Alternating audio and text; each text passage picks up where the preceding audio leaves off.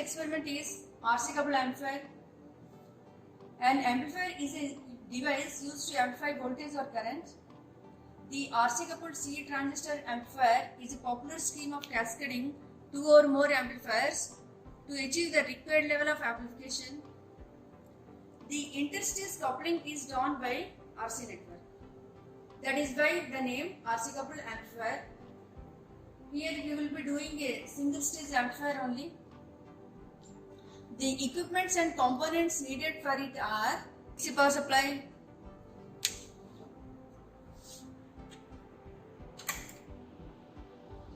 a function generator, a DSO,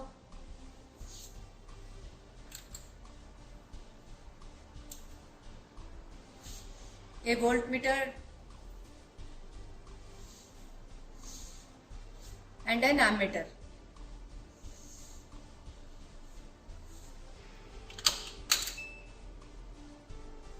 And a breadboard.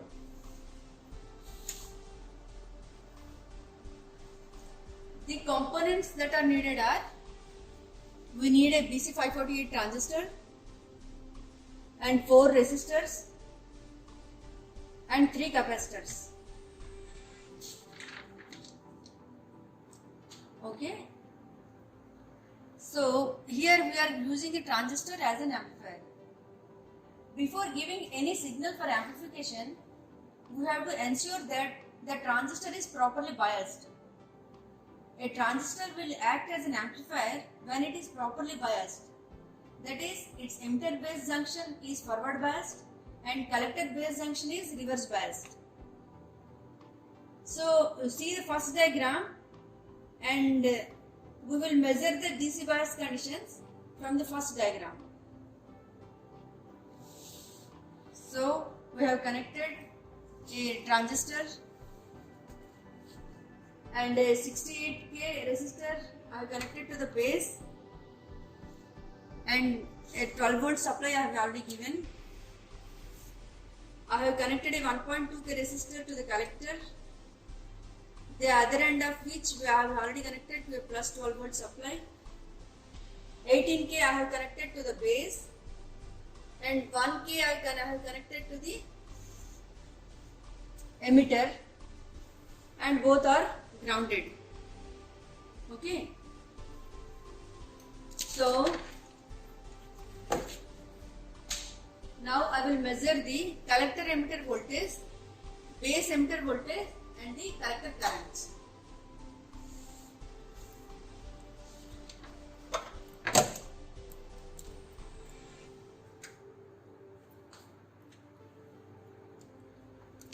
Base emitter voltage I am getting 0.6 volts. Okay. And collector emitter voltage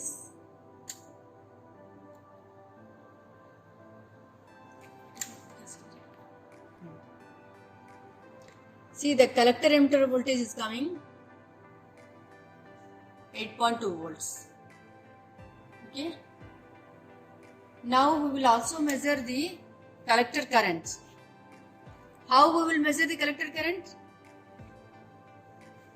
We can do either ways.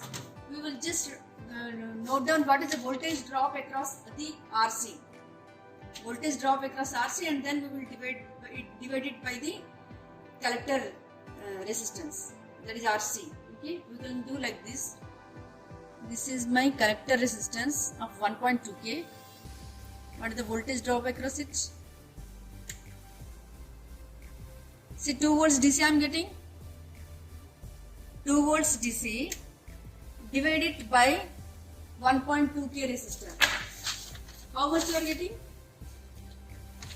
That is 1.6 milliampere. Okay. Now I will also measure it with the help of a ammeter. For it, what I have to do? I have to remove it from here. I will connect it somewhere else. Okay. Now I will measure it with the help of an ammeter. See, 1.7 milliampere I am getting. Okay. So, this is the collector current I am getting. Now again I will connect it into the same place. So the same collector I will connect. Now it is connected. Okay. Okay. So DC bias conditions I am getting properly. I am getting properly means its emitter base junction is forward biased and collector base junction is reverse biased. So now I can proceed for frequency response of the RC coupled amplifier. So what is frequency response? Frequency response is variation of gain with frequency is known as frequency response of the amplifier. Now for the frequency response of the amplifier, what we will do, we will have to connect the capacitors. We will connect the capacitor. Okay, 1 microfarad capacitor. I will first of all switch it out. Then I will connect the capacitors.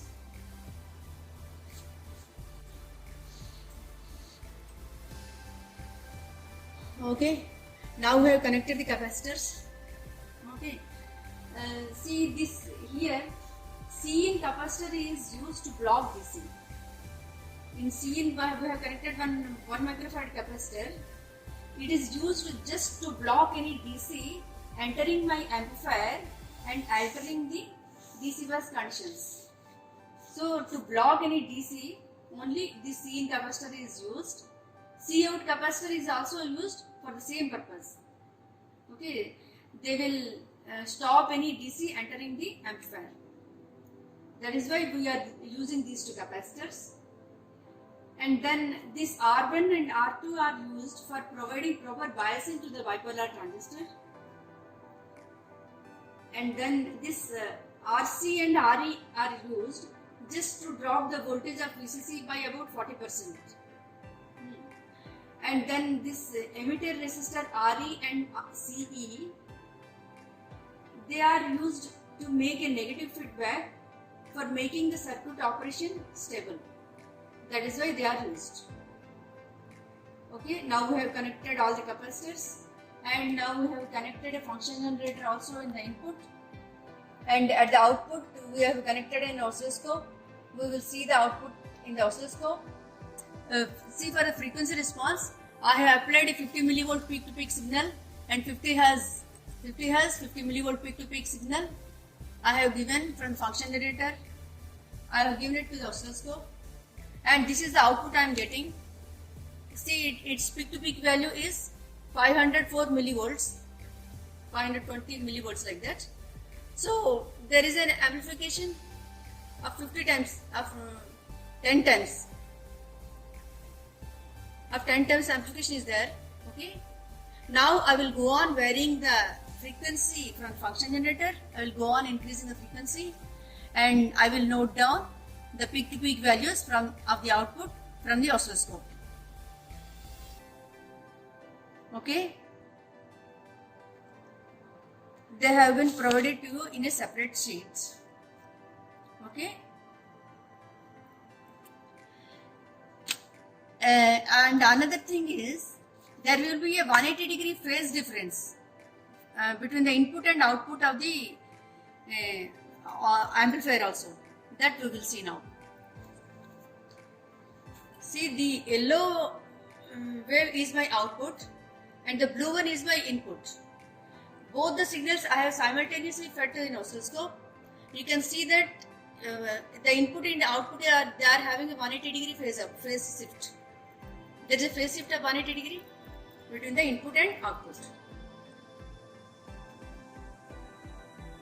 Now what we have to do is, you have to calculate the voltage gain in dB.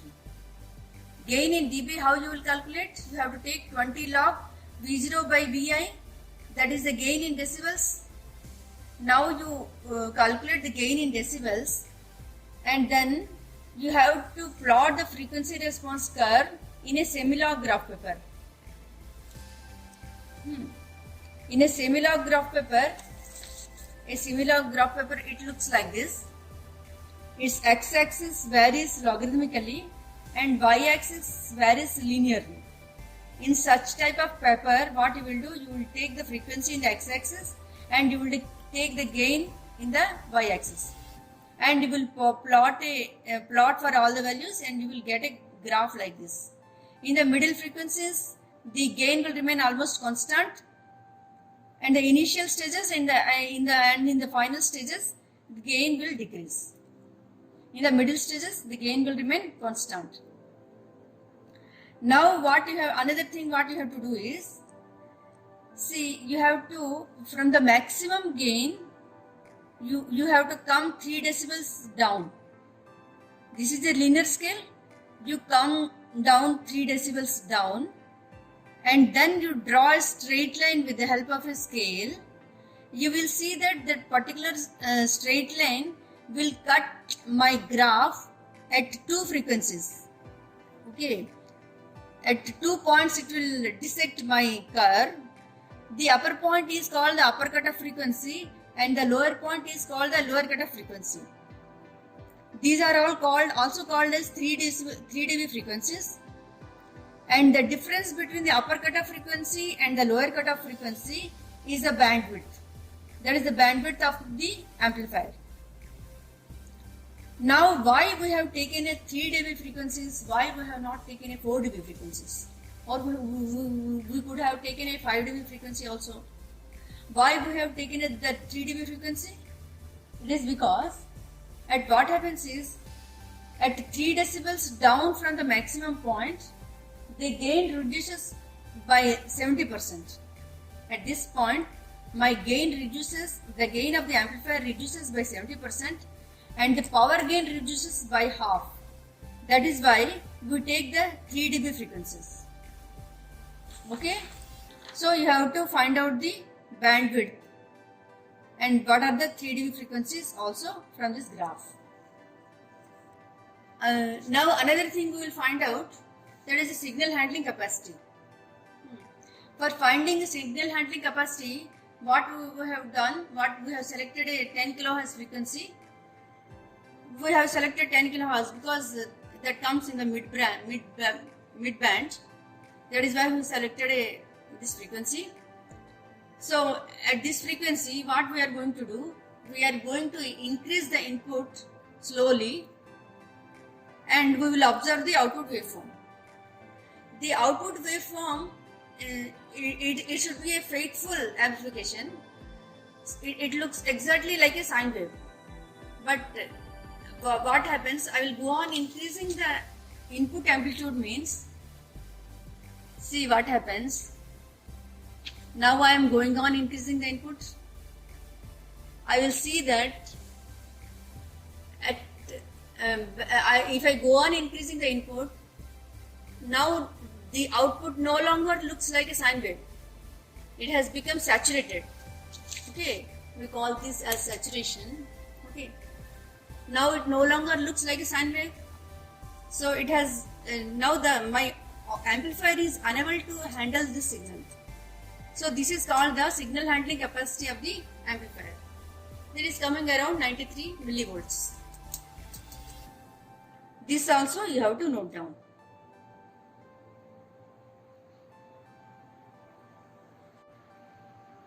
Okay, now you have noted down everything. That's all for now.